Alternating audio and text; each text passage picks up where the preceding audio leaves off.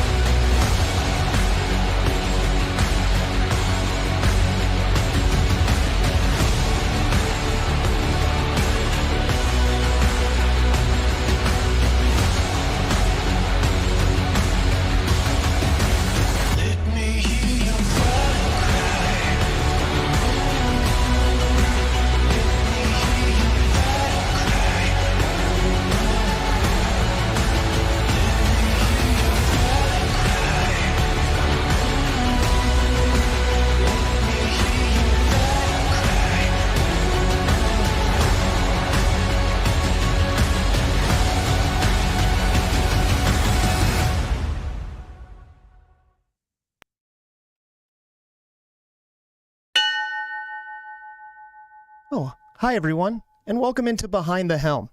If you want to watch this show live, tune in every Thursday at 4 p.m. Eastern Standard Time on Facebook, YouTube, or Twitch. Make sure to leave a comment down below, and we'll respond live. As always, find it, like it, share it, follow it. But if you want to watch the show after the fact, head on over to YouTube or on Facebook, where the shows are cataloged, and you can see all the comments and notes and still watch the show and any bonus content. If you just want to listen to the show, head on over to Spotify, Apple Podcast, Audible, wherever you can find a podcast, and just search up Behind the Helm. Enjoy the show. Episode 91, that's right, ladies and gentlemen. You're here on Behind the Helm, episode 91. If this is your 91st time here, 91st, that's weird, right? 91st time here. Hey, thank you so very much.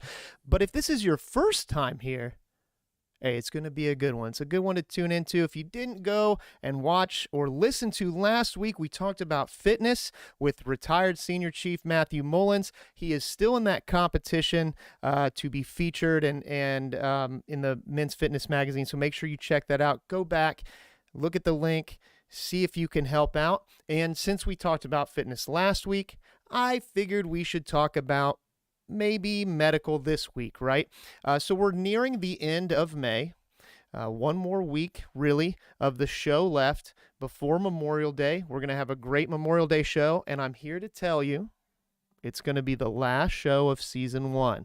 Starting June 1st, we've talked about it. We're going to move on to Season 2. I've got some stuff ready. We're going to start transitioning into showing what you need to do to move overseas. And it might be a little bit more scheduled and posted. So we'll see how that works. But we're also still going to have interviews with some great guests. And today's is no different. So if you've read the description, you know that we're going to talk about medical today. You know that we're actually bringing somebody in from the Air Force. Her name is Colonel Beth Spoon. And before we do that, though, a couple things. First, we need a homage to the Eagle, right? He's just sitting here looking all pretty. And, you know, we already gave an executive Navy pin. So how about an Air Force pin? Yep. Just for you, Colonel, an Air Force pin, because I will tell you, I love these pins, and I raid the Air Force recruiter all the time for them. So now we'll actually give one to the Eagle. I'm going to have to get a better pin holder. That's what I'm going to have to do, but we'll set it right here for now. So there you go, buddy.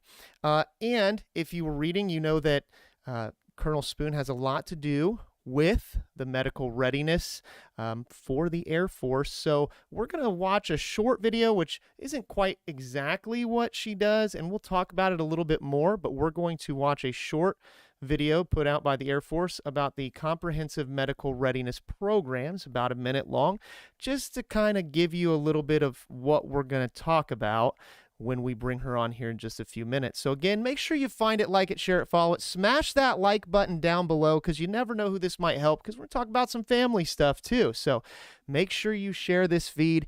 And even if you're listening afterwards on Spotify or Google Podcasts or wherever you're listening to it, hey, you can always go watch the video. You can always share it through here as well. So let's take a look at this video real quick and see what it has to offer.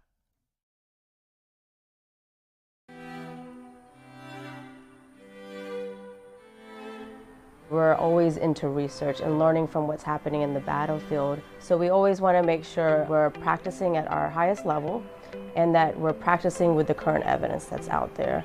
And that's what my role is as a clinical nurse specialist. We bring research to the bedside and making sure our nurses or any medical personnel are current. Sometimes learning on the job is not the right thing to do for these medical personnel. We want to make sure they're ready to take care of our patients without any hesitancy.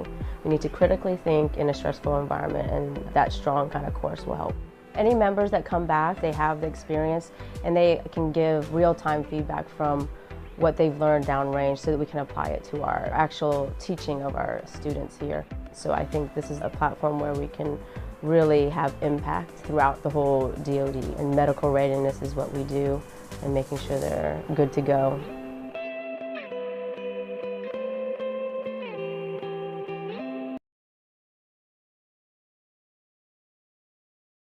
So as you can see, that's for the 59th Medical Wing, and we're going to be talking, like I said, to Colonel Spoon, and we'll find out where she's been and how her medical career in the Air Force has taken her. She's currently driving. You know, things happen. It's what happens. So we're going to try to bring her in. She's having some bandwidth issues, but we're going to try to bring her in, and we're going to talk about some medical stuff. So, ma'am, if you can hear me, let's see if you can connect here. Hello, can everyone hear me? Oh, there you are. Okay, good. It says right now your bandwidth is a little low, and I'm sure that has to do with you driving. So I'm just glad that we were able to make this work. We've tried for a couple weeks. So welcome in. Thank you very much. Little known fact, and there's some out there that may know, myself and Colonel Spoon are actually related. We're distant cousins, as my father likes to just keep letting me know. Hey, you should really, you should talk to, well, obviously he calls you Beth Ann, which I just can't. I don't care if we're cousins or not. I'm still going to call you ma'am. It's just going to happen. I can't help it. So, but I know that my dad was really excited that I was able to link up with you. I'm glad we were able to make it happen. So it's going to be just really audio, but at the end of the day, it's a podcast. That's what it's about, right? Absolutely. All right. So, how long have you been in the Air Force? I joined the Air Force in 2001, but I have been in the military since July of 1992. Okay, so you've been in the military since 92, joined the Air Force 2001. So back in 92, what did you join? I joined the Navy, and I was a corpsman. Yes, for about you 6 did. years. No big deal. Just saying. Started out right. It's all right. I did. I started out as a corpsman. I did 4 years active duty, and then I went into the Navy Reserve. Okay. And then right around 97, beginning of 98, I joined the Army Reserve, and I was a medic in the Army Reserve. And then in 2001, I joined the Air Force. So when you joined back, you said originally in 92 is when you joined as a hospital corpsman. So obviously in 92, you joined enlisted, right? You're a colonel now. Yes. Which for anybody listening who doesn't we got some weird words, names. Okay. So we have enlisted E1, on up E1, E2, E3, and then you have officer side O1, O2, O3. And in Air Force, ma'am, a colonel is an O what? 6. 06, which is pretty high. I mean, so for us, an 06 in the Navy, that would be a captain. Okay. So 92, you join. Did you join like right out of high school? I didn't. I went to college for a couple of years, and I got an associate's degree. Okay. And I just didn't know what I wanted to do. And so I woke up one morning, and I'm like, I'm going to join the Navy. And my dad was in the Navy. Yep. And so I joined the Navy. Now, you joined the Navy, so you went to college a couple of years, had the associates. Most people, they always say, like, you kind of shoot for this bachelor's degree. Associates, nothing wrong with that. Decide to enlist. You go into the Navy. At the time, you have to remind me, were you in Indiana when you joined? I was in Indiana when I joined. You're originally from Indiana. So what high school did you graduate from? Just give a shout out.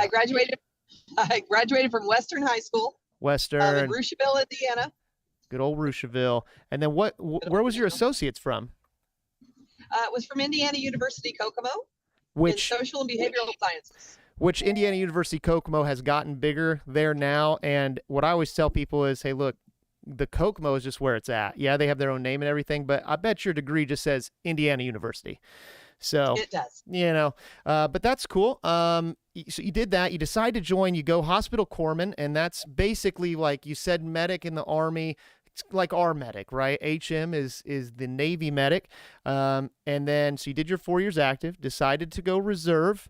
Switched over to Army Reserve. Now, in this time frame, obviously, eventually you get to the Air Force, and you're an officer. So somewhere in here, you had to end up getting at least a bachelor's degree. When did that? How did that happen?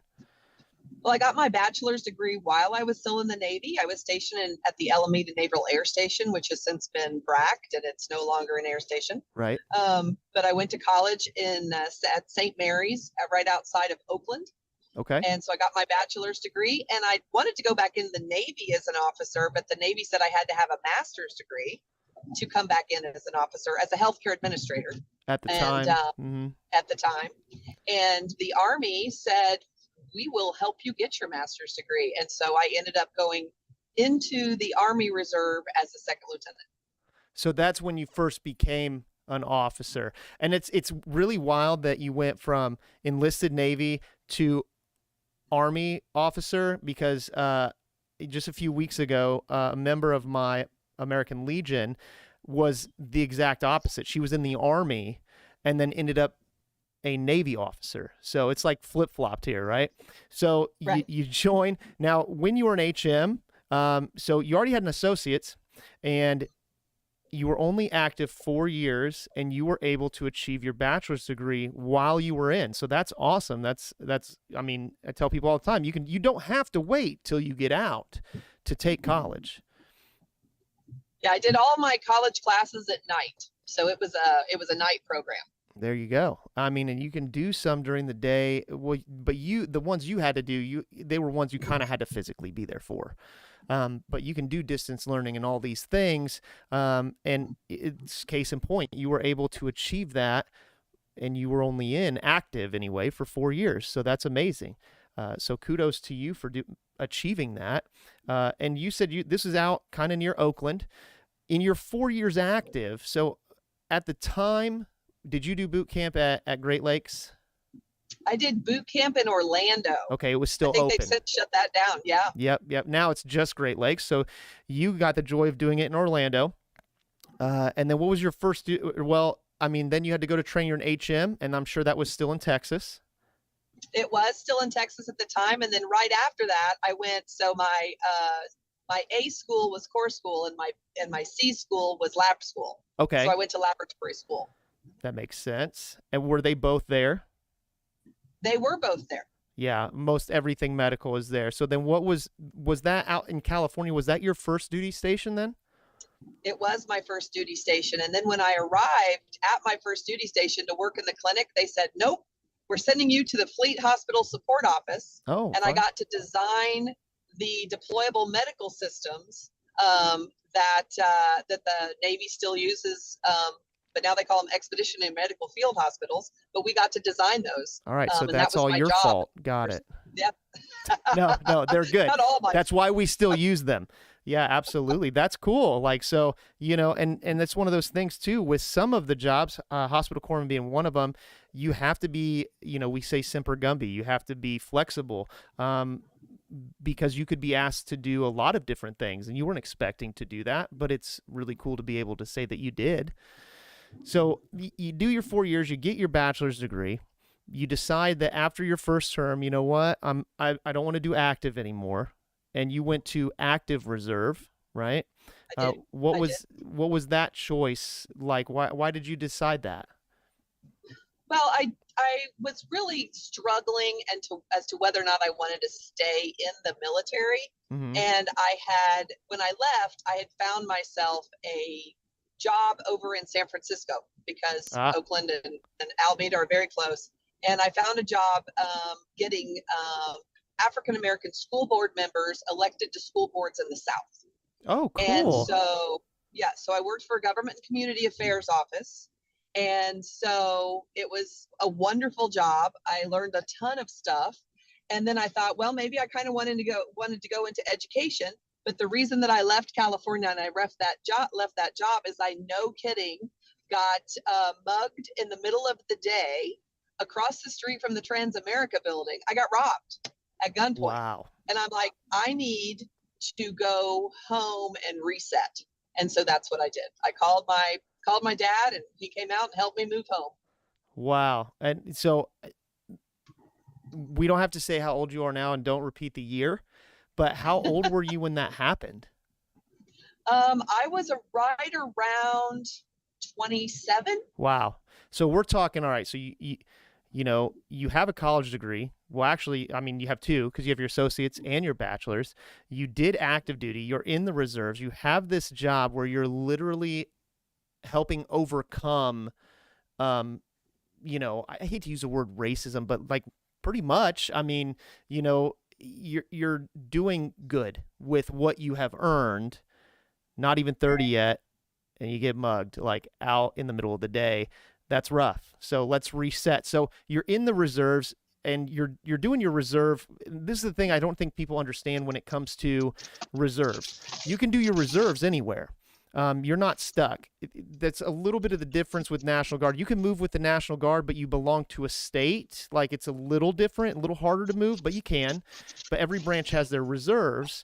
And again, you're going to have a job more than likely, because it's not enough to necessarily live on. But all you have to do is make that move. So you're in California doing your reserves. You decide to move back home. You're still in the reserves at this time, right? So you just moved your reserve center to Indiana.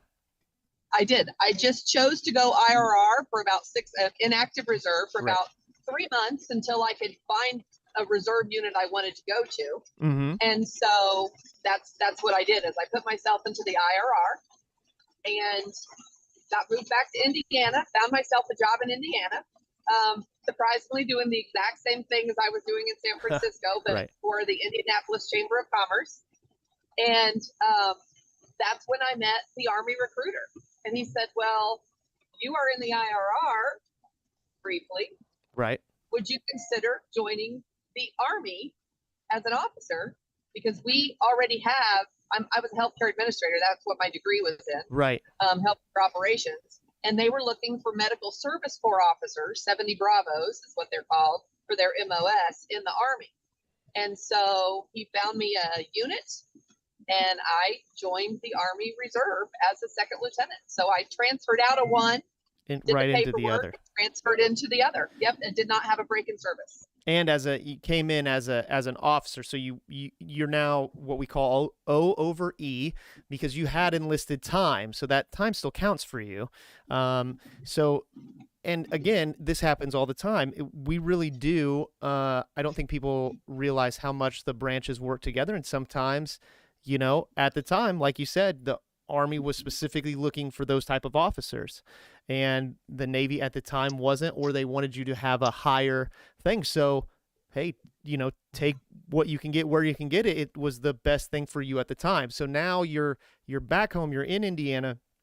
You are an officer in the Army Reserve, which we haven't even made it to the Air Force yet, right? So you are currently a medical administrator, officer in the Army Reserve. What'd you do next? So then I went to Army OBC in San Antonio. Right. And I was considering moving back to California when I got an opportunity to work at the 5th Medical Brigade there in San Antonio as a reserve officer. And that was my very first duty station. Literally, I got out of OBC on a Friday. I graduated, and I showed up for my very first drill that Saturday, the very next Saturday morning. Wow, I gave you no time off, huh? No time off. And I had some very unique experiences. I became the HHD unit commander very quickly because I understand administrative stuff, and they needed an administrator. So that's where I ended up. Yeah. So, and what happened? I want to find where did you end up next? Like, how did we get to Air Force? So I am still living in San Antonio. Right. I stayed there. I started working at another company, Clark American. Okay, everybody knows Clark. Right. Doing workers' comp. If you have checks from USAA, you get them from Clark American. They make them. And I was doing workers' compensation. And I was also bartending at night, and I was working on my master's degree. And an Air Force recruiter came in and said, oh, the Army trained you. We're looking for MSc officers and healthcare administrators. We're looking to meet our quota. Would you be interested in joining the Air Force Reserve? So I went back and talked to my Army commander, and he didn't want to lose me, but he understood that I wanted to go active duty. And that is how I ended up in the Air Force active duty. Man, you just had some good recruiters, man. Navy recruiter gets you, then some Army recruiter changed your mind, the Air Force recruiter. So when you went into the Air Force, did you go in from that point into active, or did you have to go into the reserve first? No, I went directly into the active Air Force. Yep. And you came in at what rank did you come in active Air Force? Well, I came in, I was still a second lieutenant. Okay. But I immediately made first lieutenant. So second lieutenant I was is an 01, correct? right. For us, it's different, but just so everybody is tracking, talking 01, immediately make 02 in the Air Force, and then now you're back to active duty. So you started active duty, go through some reserve stuff, you're back to active duty. But what I think is really cool is that, we're talking Navy, Army, and Air Force, but doing medical for all three. So a lot of our processes are the same, but getting to see the medical side, not just in one service, you're seeing it in three different services, right? Yes. And then, so you're a first lieutenant, you're an 02, right? Now, you don't just go 02 to 06. So you're active now. And what was your first duty station active Air Force? My first duty station active Air Force was Pope Air Force Base, right smack dab in the middle of Fort Bragg, which they've just recently renamed. Right. So right back with the Army. So I spoke the language, which made my transition a little bit easier. And it was in an aeromedical evacuation squadron, so fixed wing patient movement. And I was in that unit about 4 months before 9/11 hit. Wow. Yeah. So, 9/11 happens. Not great, but got real busy, especially for people in the medical field. So you're there, that happens. How did you see the change in what you were doing? How did it affect you and your job? Well, we'd been training pretty, that was a tactical aeromedical evacuation unit at the time, and now all of them are tactical aeromedical evacuation units. Right. And we have 31 of them in the Air Force. We have 10 in the Guard, we have 18 in the Reserve, and we have 4 on active duty. And so all of us were very busy. It generated quickly, and so we all got into deployment rotation. We in the first 2 years, I was deployed 4 times. We usually went for about 120 to 160 days for each deployment, and got sent to several different locations. Some of them good, some of them not so good. And I know some people are going to hear that like, oh, that's not a deployment. But again, if you listen, she said in 2 years' time, you said 2 years, you were deployed 4 times? Yeah, we would go for 120 to 140 days. We'd be home approximately 30 days and then go right back out the door. It's not, so there was a little break, but you got to understand medical. So she deployed, came back basically long enough to get everything ready to go back, right? So I know somebody's gonna be like, 120 days, this is not a deployment. Well, okay, but realistically, she was deployed much, much longer than that with only little breaks. And I'm sure during those breaks, you didn't have a ton of downtime. No. No. So no, not really. Yeah. So, that's a time, like, I love to talk about travel and stuff, but with that going on, I don't think that was the greatest travel that you could experience. But, so you do that, you deploy those couple years. After that, what happened next in your career? Well, after that, I actually got to go and teach at a schoolhouse, Mm-hmm. and I taught expeditionary medical. So our EMED system. So we have a hospital system, a tent hospital system, just like a Navy EMF or an Army field hospital, combat support hospital. And the Air Force has their own version of that. Right. And so I got to teach how people stood that up, how it worked, and then do exercises with it before they would go on their own deployment. So I became an instructor. Right, prepping those who are going over there to take care of that, because I don't think people understand, like, yeah, you have your field medic, but sometimes you have to do a little bit more than that, and it takes a lot of setup to be able to do that. Like, you've gone into a hospital. A hospital is not a very simple thing. So now try to set one up in a tent. It takes some training. It takes some real serious kind of know-how on what you're doing and understanding what you're working with. So now you're teaching. Where was that school at? That was in San Antonio Back at Brooks City Base. Okay. And they have since moved it from Brooks City Base out to Camp Bullis. So it's still part of the School of Aerospace Medicine. That piece of it is still part of Fort Sam Houston and the school system that is there for all medicine, because that's the military medical mecca. Yeah, is for Fort Sam everyone. That's Houston. where we go. That's Right. where everybody goes. Anything medical is down there. That's where all the training is. So you got to teach there. Normally teaching billets aren't super long. And then where to after that? Then I was lucky enough to get sent to Guam. And so I spent 2 years in Guam as their medical readiness officer and their logistics officer. You for the said you hospital. got lucky enough? Yeah, You Guam liked was Guam, great. huh? I did. I've heard The depending on what you're diving, doing the there, it's really jungle, good. the Yeah. running. Yeah, and it's not as what I've heard about Guam is imagine being in Hawaii without Hawaii prices. Like pretty much. Like you can make it your own kind of tropical paradise if you enjoy your time there. So you're out there, you're doing your thing. And what happened after that?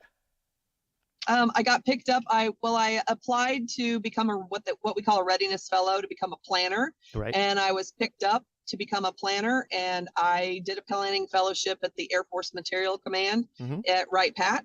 And so I went there, finished that which is tour, close to and then home, really.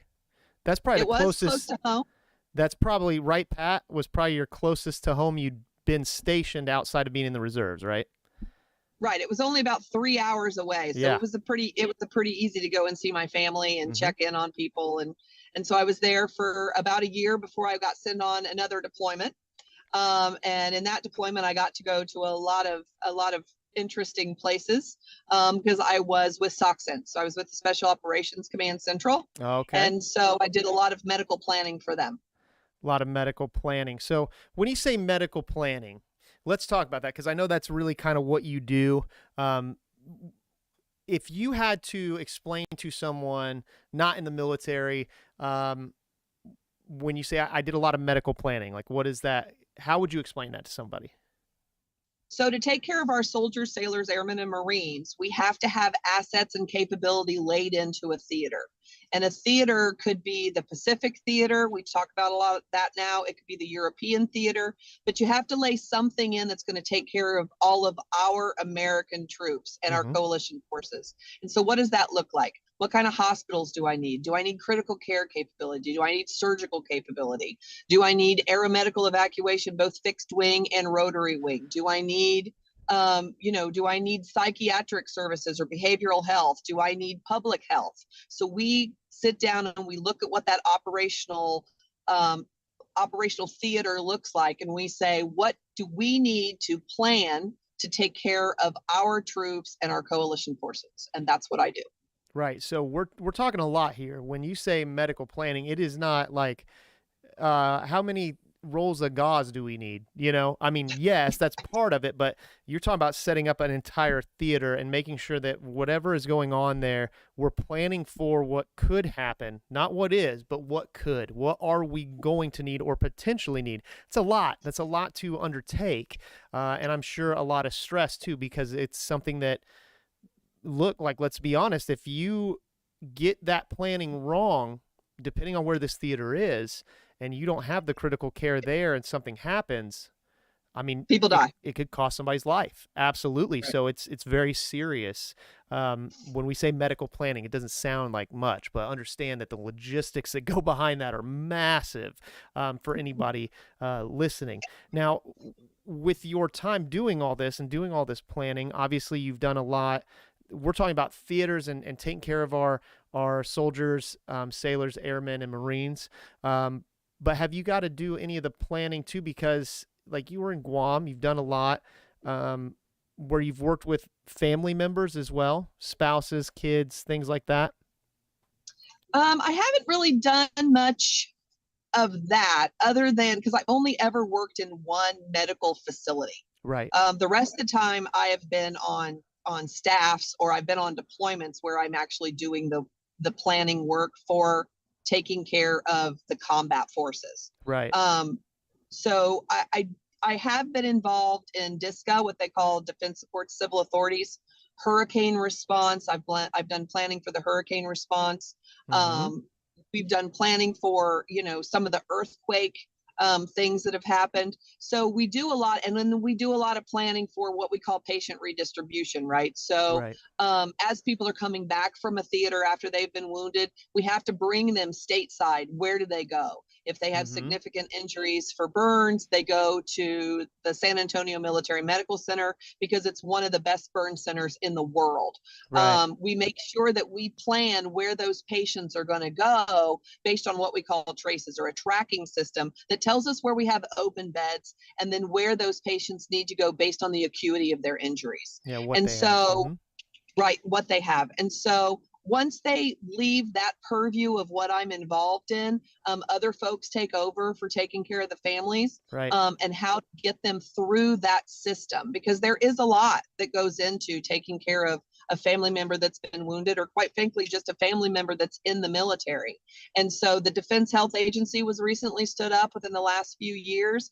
That's taken on some of the beneficiary services that that we have promised the family members, the service member, and to take care of their families through benefits, right? And so Mhm. the Defense Health Agency has been stood up, and so that is a joint platform where we are responsible for taking care of the beneficiaries on the economy, because it was getting very, very difficult for the military service member, especially the medical department, to take care of both the service member and the families. We Right. just didn't have the bandwidth, right? And so what were we doing? We were contracting out. We were sending a lot of people to the economy. They were going in their local area. And so we needed some sort of joint entity, Defense Health Agency, to be able to help us manage the sheer size of what that ended up being. Yeah, 100%. And I think understanding how much logistically goes into taking care of the service members, just the point that we really do look at the family as well. Like, there are benefits for them, yes, and it's not just like, here, you have this benefit. Like, we really strive to make sure that the family members have what they need. And like you said, it became to a point where just the bandwidth, or what we had, wasn't really cutting it. And instead of just like contracting out where it's kind of a toss up, having something where family members can feel confident enough to call or contact someone and say, what do I do, and get an answer, and it very much is. Obviously, if you're on a base that is large enough to have, its own hospital type services, you have that available to the family as well. So like being an HM, or, HM, it's one of the things I talk about as a recruiter. You have the opportunity to do that. You're more than likely, you're not going to be stationed on a ship. It's one of the jobs where you're not on your first term, because I think being on a destroyer at any one time, I had like 2 HMs that are managing 300 people. You're not going to take somebody fresh out of school and say, here you go, everybody captain down. So you tend to cut your teeth, at one of the hospitals, where depending on where you're at, that may not be just working with service members. You're working with their family. You're working with retirees. You're working with, children. Like, it's everybody. So being part of the military medical field is more than just, I think sometimes people are like, well, that just means combat medic and going into a war zone. And well, I mean, yeah, we have that too, but it's so much more than that. Well, and the interesting thing is they've done a really good job of trying to separate the two, right? So the family members and the uniform member will still be able to go to the clinic, we'll say, at Robins Air Force Base in the middle of Middle Georgia. But where the family members are seen in that clinic are managed by the Defense Health Agency. So they still may have people in a uniform taking care of them. Mm-hmm. And that person might be assigned to Robins, but they're also working up underneath the umbrella of DHA. While the service member will go and see another in the same facility, but in another location, so that those physicians and those medics are taking care of the service member, while another group of folks under DHA are taking care of their families, so that there isn't they don't have to travel, right? They're not going to a different Right. location, but and the care is the same. The care is really, really good, but I need to be worried about what we call individual medical readiness for the uniformed member. Do they have the right vaccines? Are they ready to go to war? Are they, I need to make them medically ready to go do their wartime mission, where I need to be able to take care of the family members to keep them healthy, so that is not something the service member has to worry about. Correct. Right. Again, you're here on episode 91 of Behind the Helm. We're talking with Air Force Colonel Spoon, and I see one of our old Army recruiters over here, a good friend of mine, Aaron Licklider, is out there. He commented, just shouting out, "Thank you. I see you." Make sure you smash that like button, share this feed. Hopefully you get some really good information here. So we went through, we went through, most of your career, and we're kind of touching on some different things. I think the DHA, that's great information.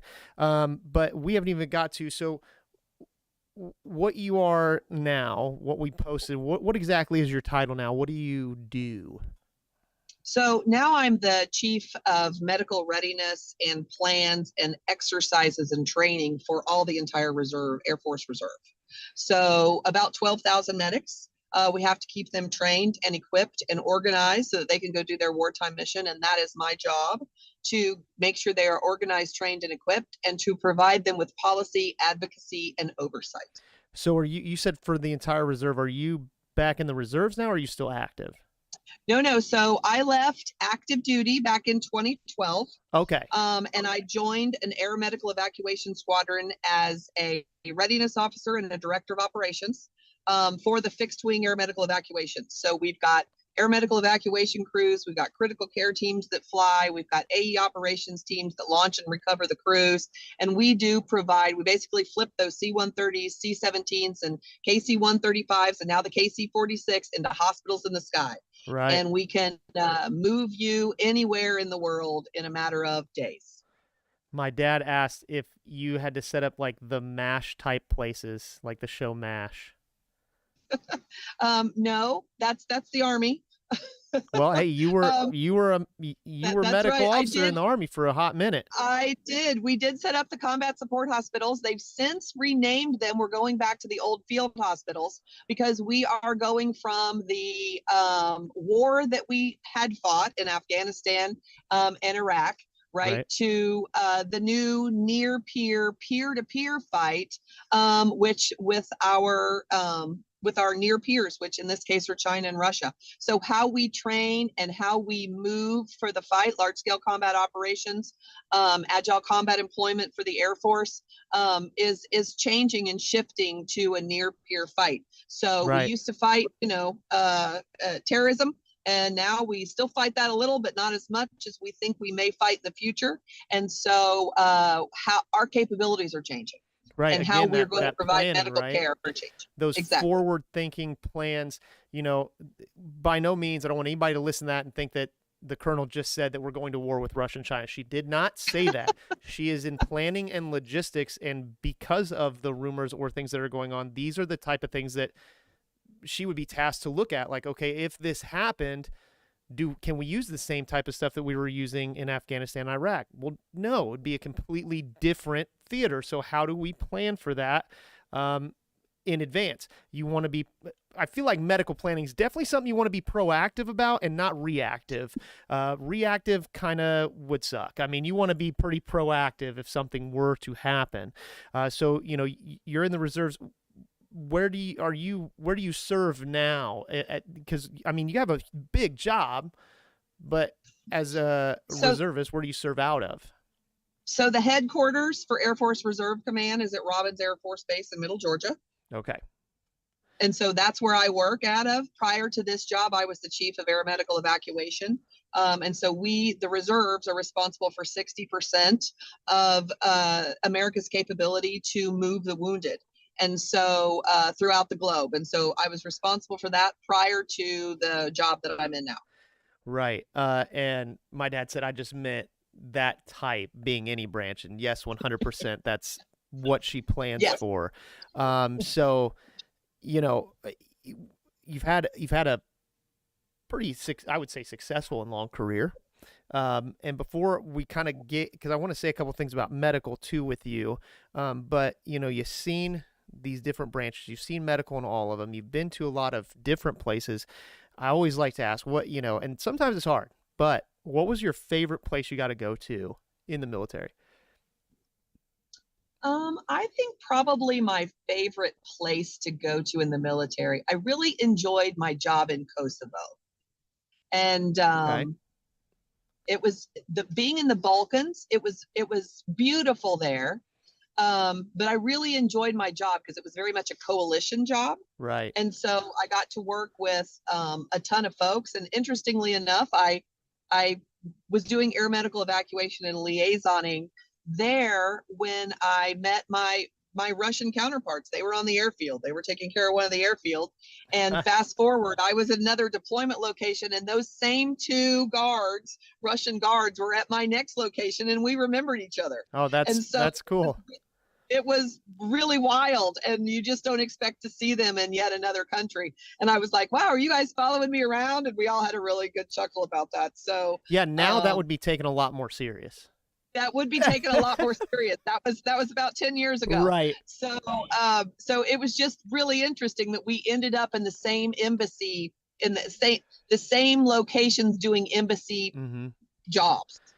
And it's wild because we talk about that as far as like, we always say it's small military or small Navy because you run into people and you're just like, man, it's wild. Like one of the schools I'm getting ready to go to, my LPO and then he ended up being my chief on my first ship is the lead of the school that I'm going to. And he's already told me, he's like, I got fishing poles ready, man. You get up here. We're going to go hit the lake. I'm like, let's go. Didn't know he was there. And then the guy replaced on the ship, who I hung out with a bit and trained me, is at the next school I'm going to. Like, you just end up running into these people, but we're talking about people from a completely different, country and then two different, locations, and you end up running into them again. It's wild. Small world, but it's just crazy to that happened. So would you say even like visiting places though, like, because of traveling with the military, would that still be your favorite? Maybe not working, but like favorite place you got to go because you were in the military, maybe. I think probably my favorite place. I really did enjoy some of the more democratic countries in the Middle East. I like that the culture. I don't ascribe to some of the things that they're involved in, but as a culture, I felt very safe when I was in Qatar. I felt very safe when I was in Oman. I did have a lot of respect. I made sure my hair was covered. I made sure that I wore long sleeves. I had very much respect for what it is that they did. But just the atmosphere in some of those countries, some of the countries are beautiful. Oh, yeah. You end up missing the beauty because of the chaos. I would agree to that. When we were over there, it was, you always get safety briefs, and I remember thinking that like the safety briefs for over there were going to be so like in depth, and they really weren't. I mean, as long as you do what you're supposed to do, like pretty safe countries to be in. When you're in, like you said, the more democratic side of the Middle East, that's cool. With the ones that you can say, what was your least favorite place you had to go to? I did not enjoy parts of Afghanistan. Oh, yeah. Well, yeah. Good point. I mean, you just leave it at that. Yeah. Did you get to see any camel spiders? I did. I killed a camel spider in my room. Well, I guess it was in my tent. I was sleeping in a tent, and I left it there for all of us little friends to see because I wasn't going to touch it after I stomped on it. But eventually, the ants came and took it away. So that worked out great. So I just want everybody sees, and everybody always asks, they're not the size of like trash can lids. No, they're not. But you can kind of see through them. I mean, they're not pretty in any way. No, they are gross. Much smaller, but they are aggressive. And if they will come out, like they will like rear up at you if you get too close to them, which is why I beat it to death with my boot. Heck yeah. Yeah, yeah, because I wanted to go to sleep. I was tired, but I wasn't sleeping with that thing in there. But then again, like they're aggressive. Everything's aggressive there. Like you said, you killed it, left it for its buddies to see, and then it wasn't another spider or a snake. it was the ants. The ants came and took it away. Like, Yep. look, man, there's a lot of bad, disgusting insect things in the world. Camel spiders are gross, though. I think the craziest thing I ever saw is I was working the night shift in Oman, and I opened up the back of the Connex box that we were in, and the light shone, and there was a carpet. I'm going to go with a carpet of scorpions Oh, that were just jeez. out and about. So we just shut the door and went out the other way. Yeah. Oh, yeah. Absolutely. Yep. Sure would. Sure would. No thanks. I mean, scorpions are cool. Also, kind of Yeah. cool to look at in black light, but I also am not going to be like walking past them. All right. Yep. Like, Nope. like you They stay would have over been there. super crunchy because there were a lot of them. Oh my gosh, that's crazy. All right, so you're here on episode 91 of Behind the Helm. We're talking with Air Force Colonel Spoon, who is worked in medical in 3 different branches. So that's pretty cool.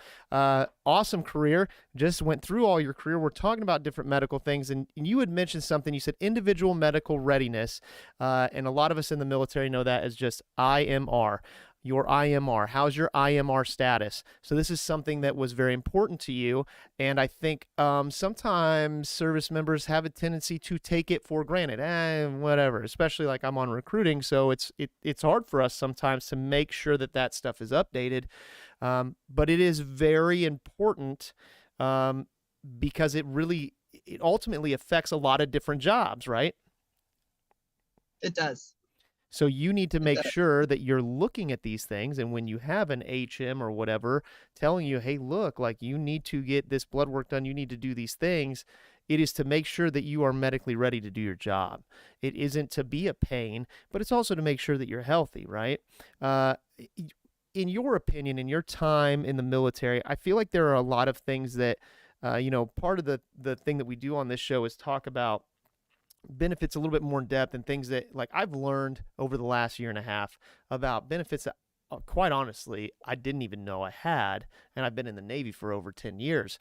But I think that there's a lot that gets taken for granted medically as well. Like I've had surgeries while in, I've gotten to see different specialists and all different kinds of things.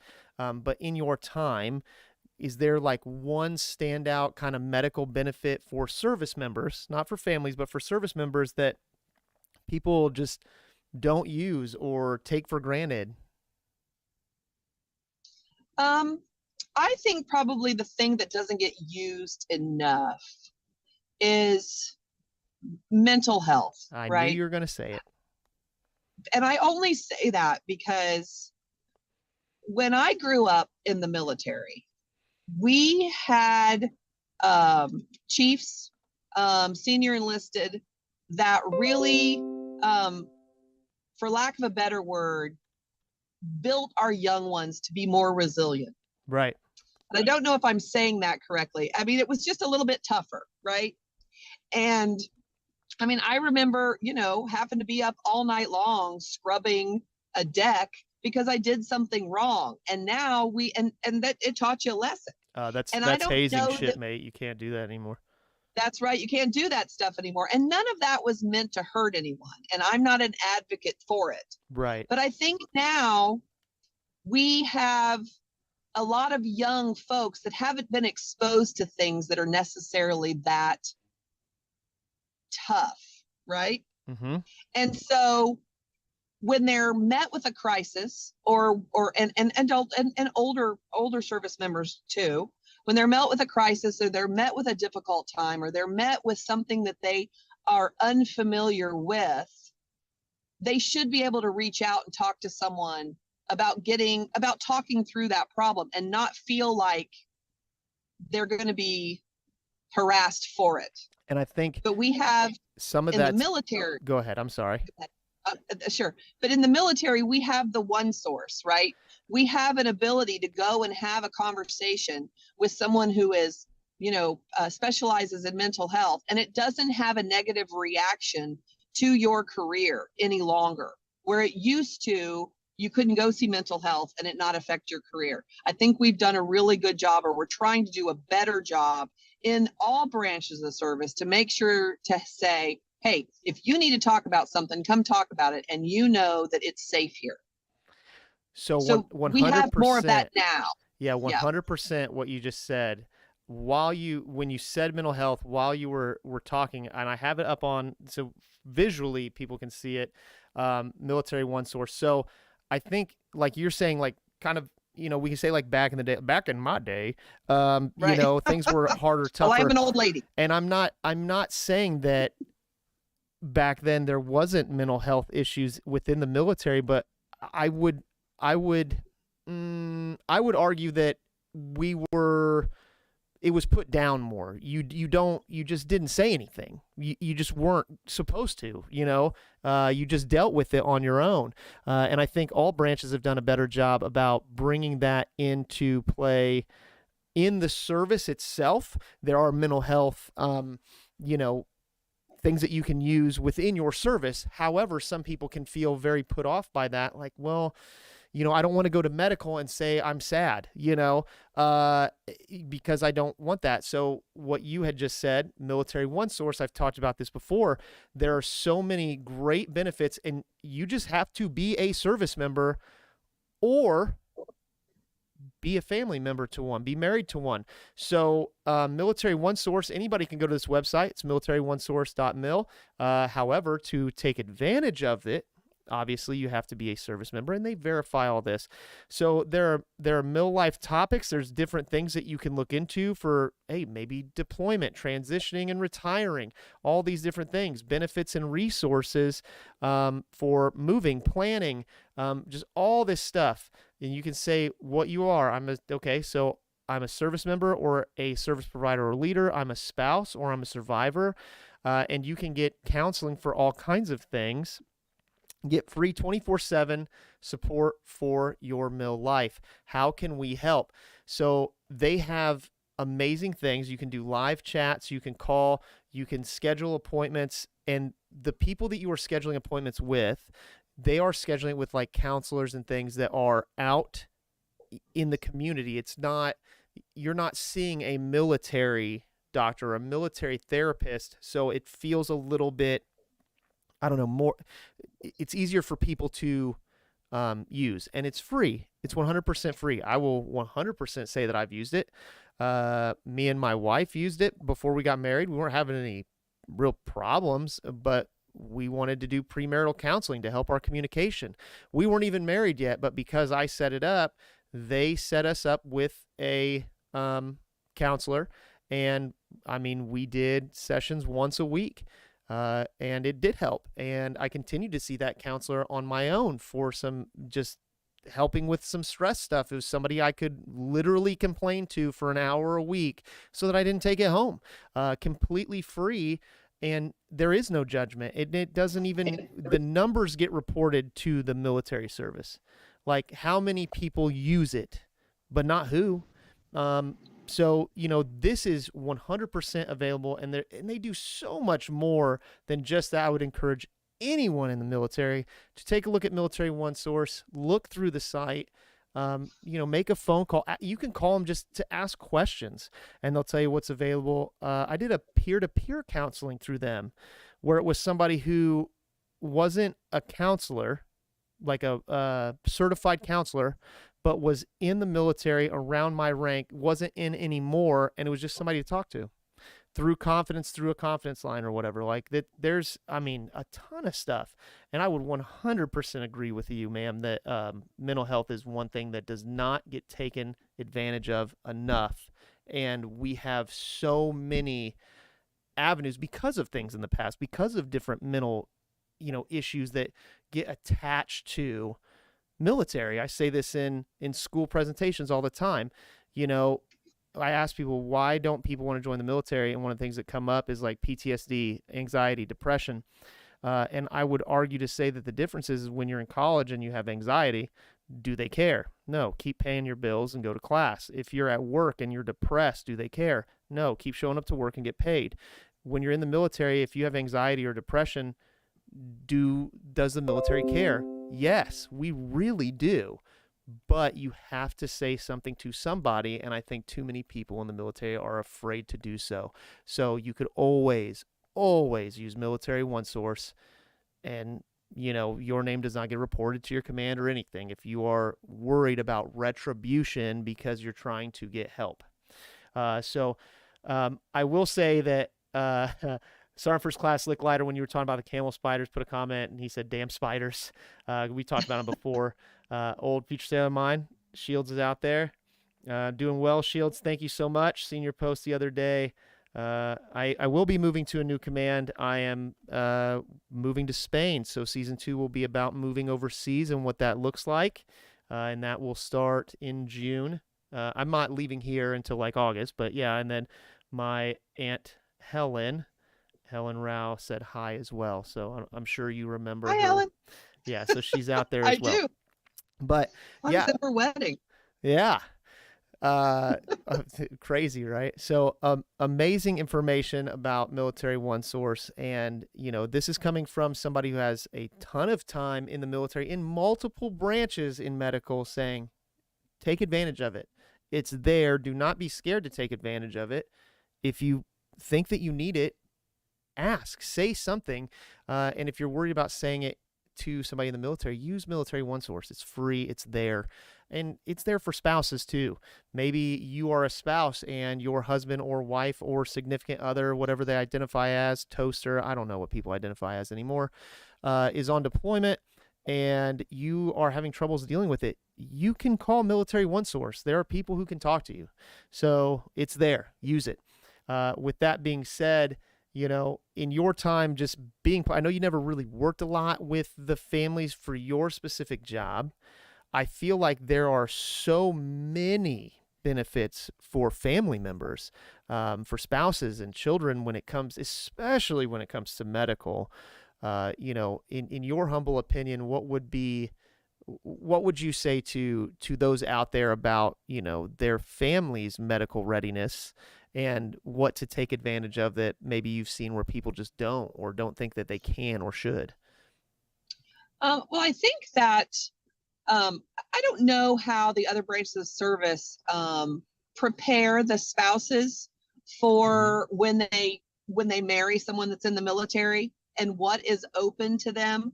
But, take advantage of making sure your children are vaccinated. Take advantage of, the preschool. You can get your preschool stuff done on the base with an appointment. Yep. You don't have to go off base to do those things. Like you can take care of your family's medical care when you are a beneficiary on the base. It'll just be under something other than military medicine. It's still military medicine. It's just under Defense Health Agency, but Right. You can still get all the things you need for your children. I mean, let's look at COVID for a second. The military really stepped up to take care of communities and families with COVID. We made sure everybody had masks. We made sure everybody got, their vaccines. We made sure that that there was a logical and very organized rollout of how we took care of the beneficiaries and the service members during COVID. And so, we sent a lot of people out to the communities to take care of that. That was it was a worldwide emergency, but it was definitely a national emergency. For sure. And so, we were able to take care of a lot of things on base that maybe communities couldn't do because they were completely overwhelmed. Yeah. But we had a different avenue of making sure that our service members and their families were taken care of because we have the Defense Logistics Agency. And so DLA was able to, be a part of solving the problem on military installations. Yeah, I mean, and like you said, helping communities, and it wasn't, 100% the service members and stuff. I mean, the Navy sent out our hospital ships, one to New York, one to San Diego, I think it was. Yep. Yeah. Yep.